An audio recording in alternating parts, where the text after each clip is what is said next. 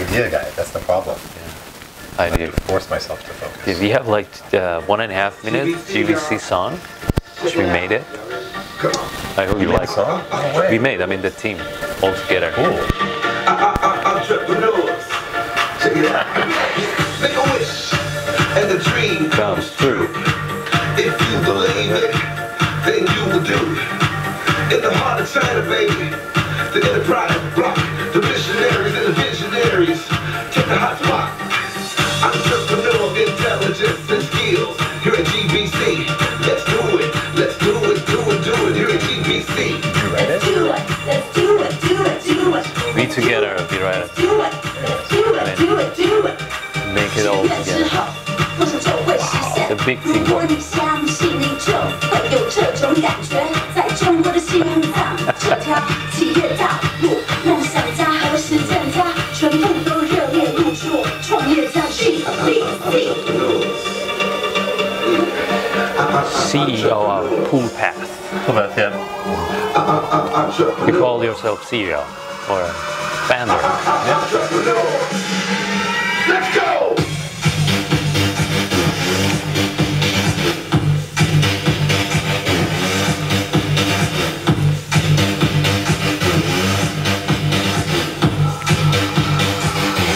If you can, make the intro very short. We are on. Because this morning they were giving an intro.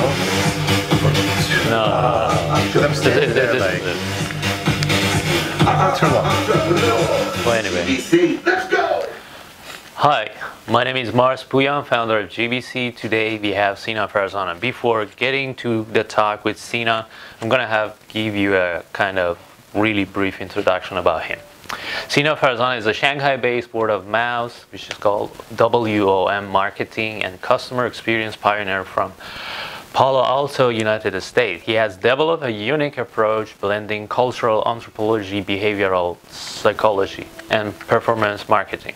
He founded 2 companies in China with customers like Unilever, P&G, Kraft, Kimberly-Clark, Philips, Watson, and etc. His projects have ranged from habit creation to brand advocacy to employee engagement to sales training, all with word of mouth as a key objective.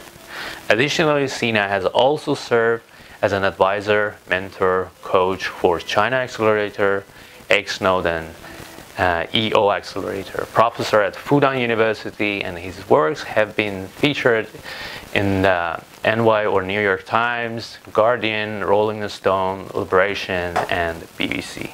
Sina, thank you so much for being here. I mean, I really appreciate it. Thank you for the nice intro. You're welcome. Why don't you give us the kind of introduction from you yourself? Hi, I'm Sina. I'm from Palo Alto, so Silicon Valley.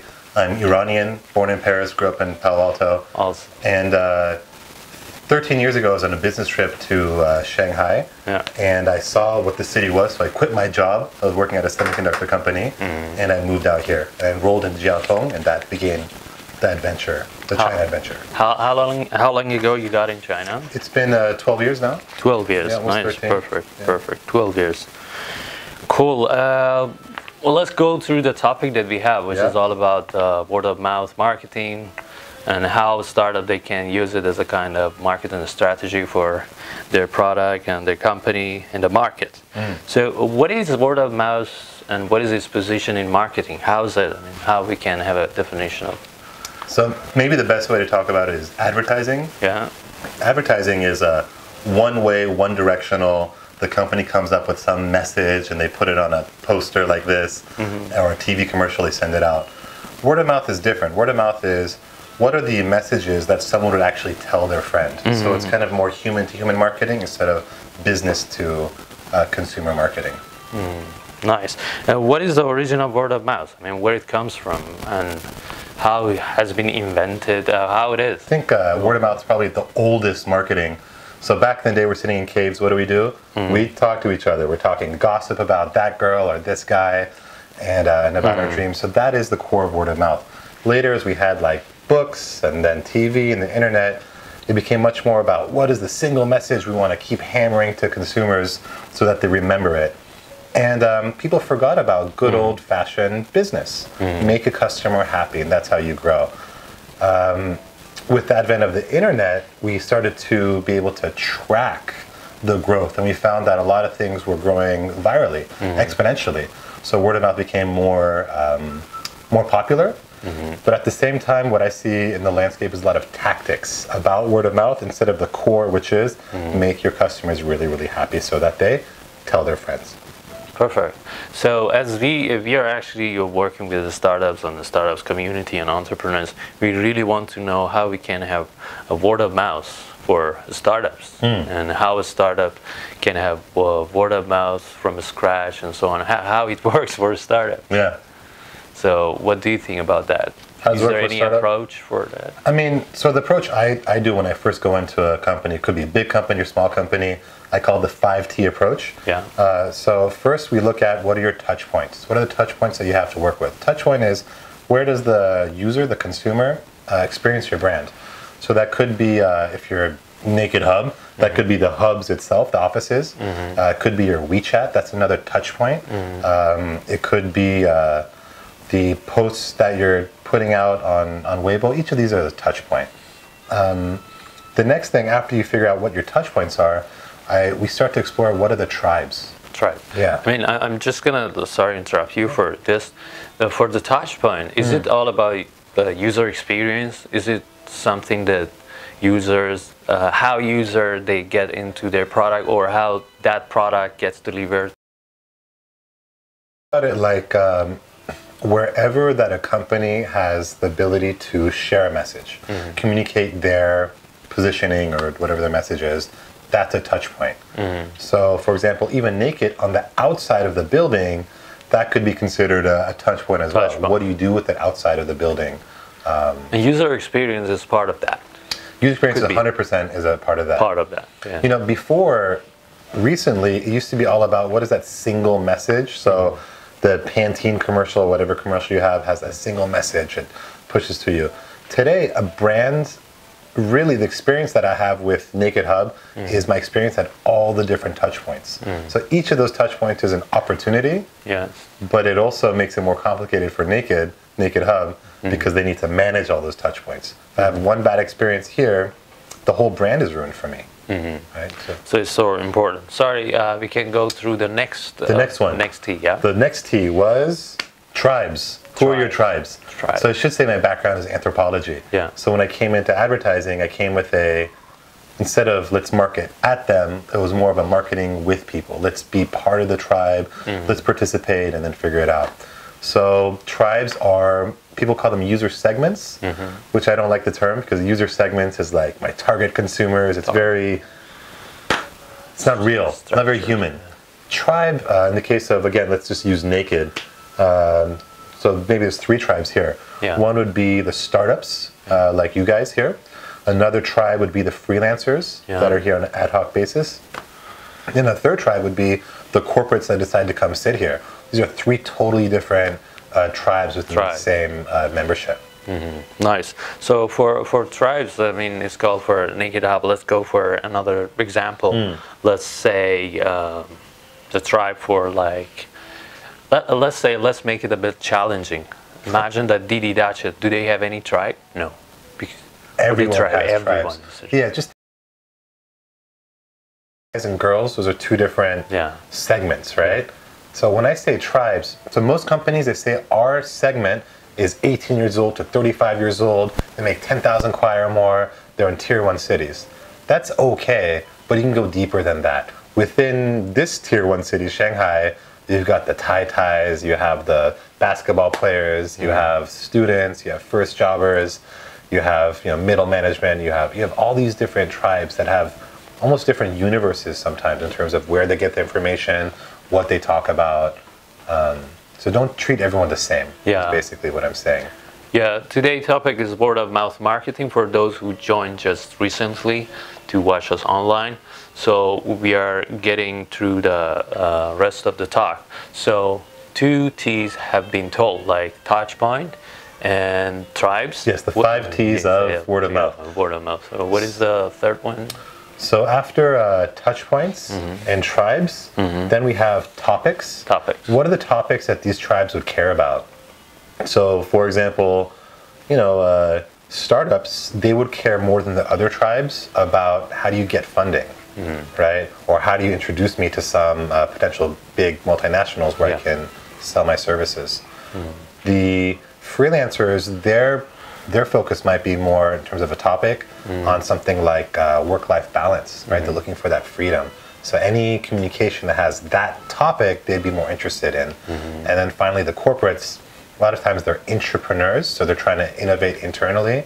So they're not as interested in getting funding from traditional VCs, but rather how do we have an agile methodology to innovate, or what are some cool startups here at Naked Hub? What are they doing that we can learn from or that we can bring into our companies?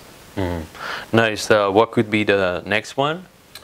The fourth T of the 5 T's of word of mouth marketing is, what is it? What is it? I don't know. I think touch point, tribes, and topics, and I think that could be like triggers. Triggers. That's right. Yeah. We just made this up right now. So should I not say that? So triggers. What is triggers? Triggers is what is the entry point? What does the invitation message say? Yeah. It could be as simple as a poster that says, "Hey, do you want to win some rewards? Scan this QR code." Or it could be something like, you go to the airport and they ask for, how are you feeling right now? When you go through immigration, you press the smiley face. Yeah. That could be an initial trigger where, oh, okay, why not? I'll answer that question. And then it brings you into the campaign or whatever the conversation you want to have with that consumer. How would it be for co-working spaces, the trigger? Triggers? So again, here, like what I would maybe focus on is, so let's say we have all the desks as a touch point. Yeah. We want to know how you're feeling. So if I'm Naked Hub, I want to know how you guys are feeling at any point. So that same immigration smiley face thing, I would take a QR code, put that everywhere, and if you scan it, you can say how you're doing. So if you're angry, if you're pissed off in a meeting room, you could say, not happy, so that we're getting the Naked Hub is getting the message from you. From there, you could ask other questions like, we want to get to know more about you, or potentially, would you like to be an ambassador? That's another potential direction you go in. Or tell us what we should do for you, ideas and feedback and stuff. From that single trigger, there's different ways, different paths that you can build out.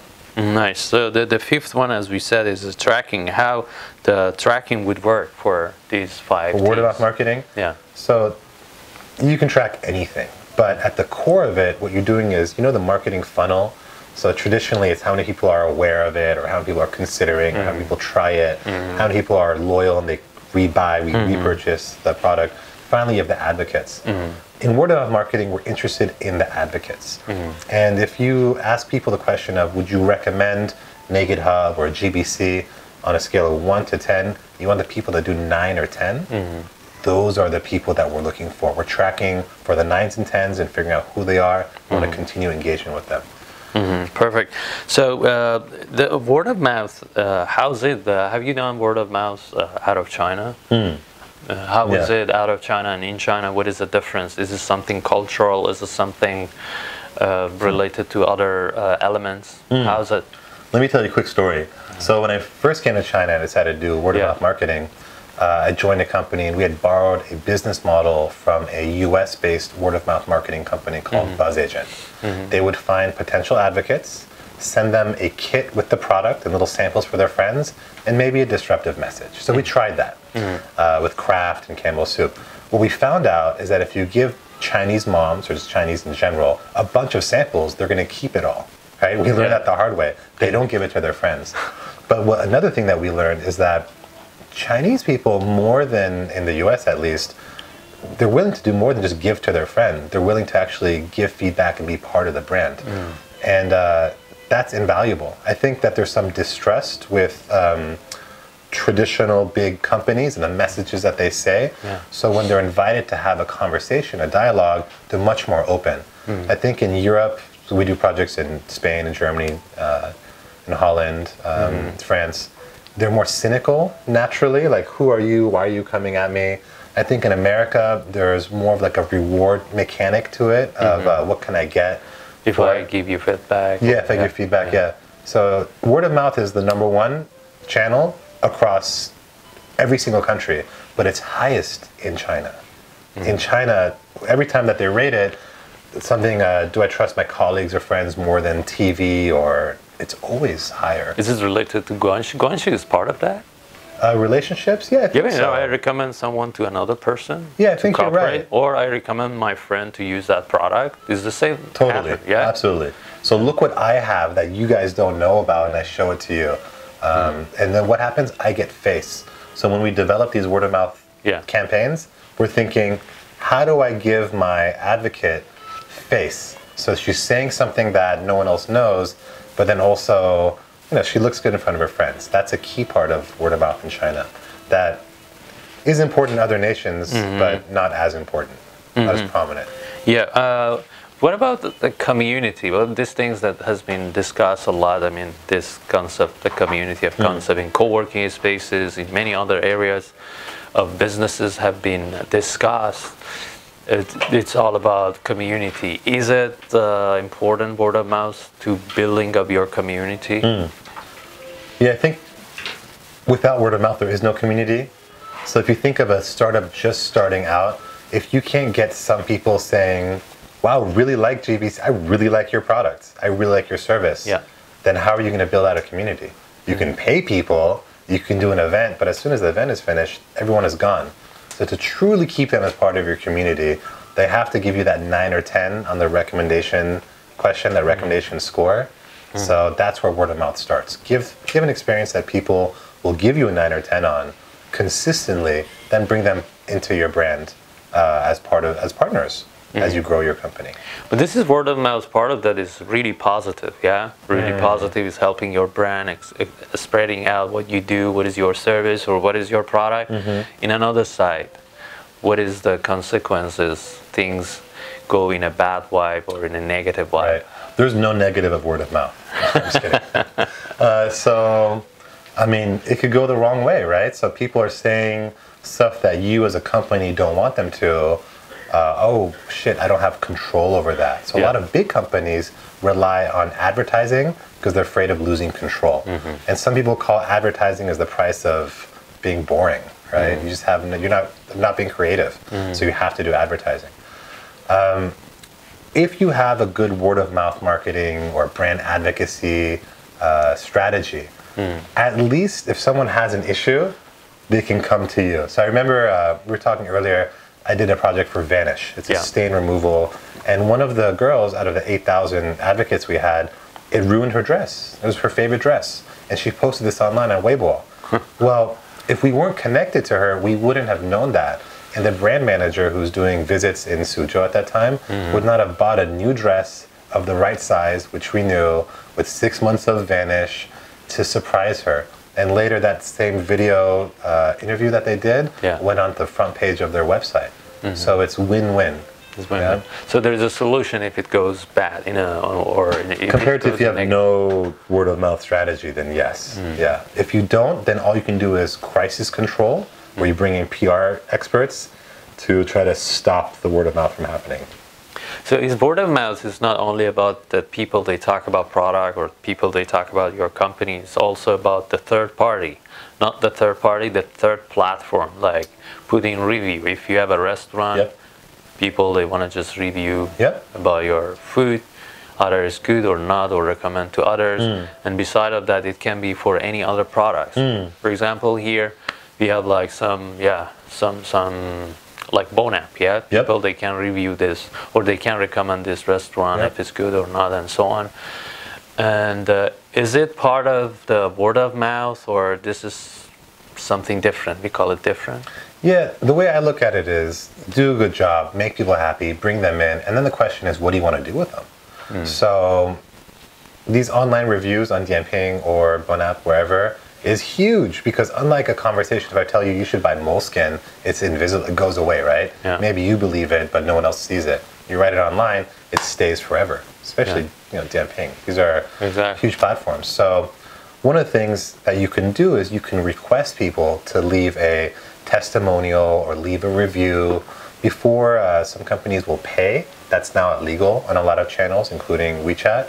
But if you ask nicely, a lot of people will do it.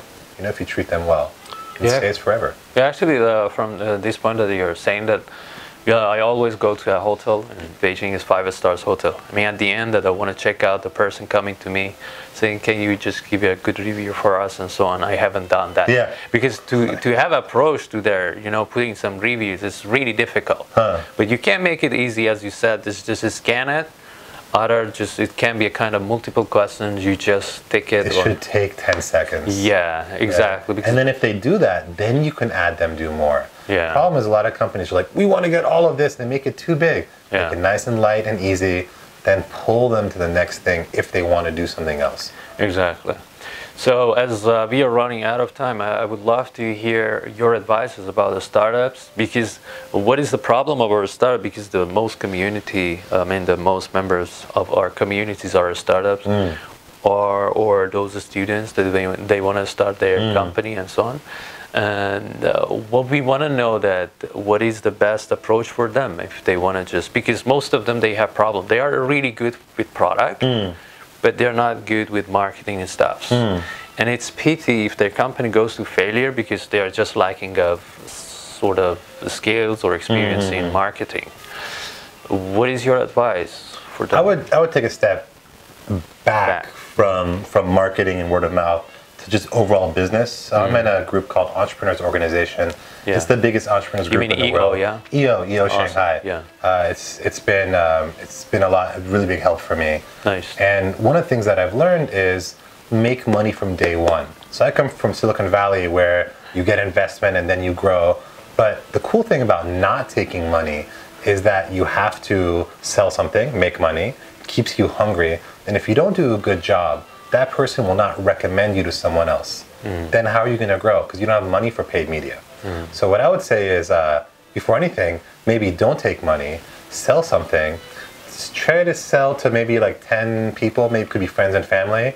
And then after that, see if you can start getting sales from people who don't know you and build it out organically. Keep it hungry. That's how you get product market fit. Then you can maybe go get funding at better terms and whatnot. Does it match to all type of products? Because there are some products, I remember that the Didi Dache, like I think 4 years ago or 3.5, they try to push people to use Didi, but they would charge people half a price.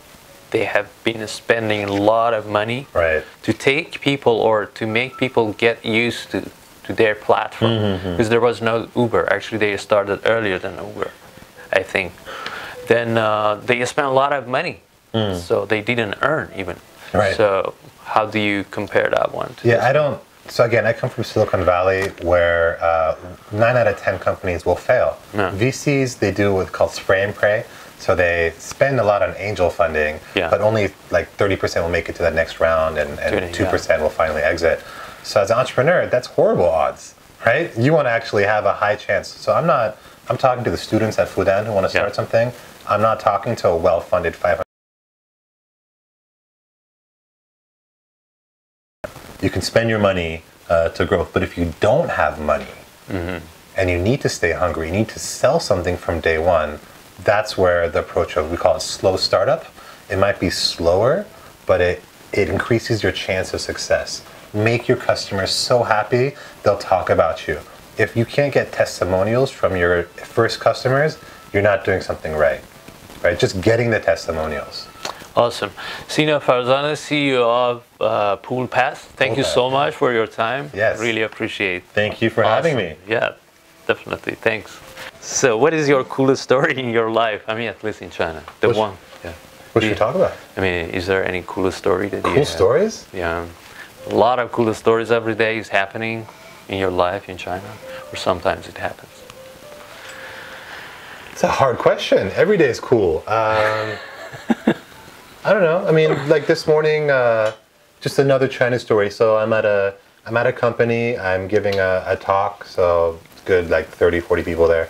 And you can see that the junior and mid-level marketers and even supply chain and HR were getting excited by these messages that a Lawai was bringing forth. I think that's kind of cool that a foreigner outside the advertising industry can come in and get people excited. Right? So that's an example of a cool story. Nice. Actually, I have one question about the Lawai or successful expat startup? There are, but are they growing more and more? Or what is the reason that I think there are some barriers for expat to be successful than other startups, local startups? So my first project was, oh, you believe in word of mouth marketing? Okay, go find 4,000 moms in Nanjing and create word of mouth about Dettol. Dettol. A very boring product. Good luck, Lawai. So that's an example. It's more difficult, and they expected us to fail. Yeah. But when it's more challenging, and you're hungry, yeah. you make it happen. Yeah. And when you do make it happen in this country, there's scale, right? It scales up. Yeah, it scales up. So I hear you on challenges, but in EO Shanghai, we've got almost 100 members. I mean, you have companies that range from $1 million or $2 million revenue to 50, 100, 200 plus $1 million revenue. Nice. So I wouldn't say that it's challenging. I think that there's more smart and connected local Chinese out of the 1.3, 1.4 billion, but there's huge opportunities. There's so much change happening here. Do you think any Shanghai, Beijing, they're hot based on entrepreneurship trend that we have? Yeah. Yeah. I think more and more people want to be entrepreneurs. Yeah, exactly. The point is, what is your opinion about those students that they graduate and they want to start their business, but sometimes they think it's easy, but suddenly, they boom, they face a lot of barriers, problems, then they lose money or time and so on. I think an entrepreneur, like a startup, only dies not even when you run out of money. It's just like when the founder gives up. That's when it dies. Yeah. You have all these examples of, I think it was like Airbnb that took 143 no's to get to one VC to say yes. One VC to say. So the number one suggestion is like, appreciate your failures. You're gonna go through failures, and you have to be resilient more than anything. And a fighter. Yeah, you gotta be a fighter. I mean, but you also have to be a lover, right? Yeah, lover. You got to give love to the people around you. And as captain of the ship, you can't ignore the failures. You got to celebrate them. You got to do your post-mortems, right? So if this project died, what happened? Like, honestly, that's how you grow, by learning from your failures. Then they don't become failures. And then they think you're an overnight success when you're just a series of failures that got to this point. Now, how much do you like Shanghai? Is it better than the entrepreneurship trend and stuff than Beijing? Because I do believe that companies, a startup, that they come up from Shanghai, I don't say they're much more qualified, but it's harder in Shanghai to raise funds and getting up because the market is much more sophisticated than Beijing and Shenzhen. It's not easy. What do you think? Do you have the same opinion? Especially if you do in marketing and stuff. Yeah, I think maybe I think there's dumb money everywhere, right? So smart money, so smart VC money, then there's just people that have money, just want to spend it. I don't know. I think it was easier to get money, now it's getting harder, but again, I'm into slow startup. Whatever idea you have, like some ideas you do need capital, right? You got to build a factory, but other ones, just go make some money. Exactly. Sell services, use that to build your product and then go from there. Yeah. So it doesn't matter if you're in Beijing or Shanghai. Find that niche, and then grow it. Awesome. Thank you, Sina John. Yes. Really appreciate it. Thank you. Welcome. Go GBC. Yeah. Yay. GBC rocks. GBC rocks.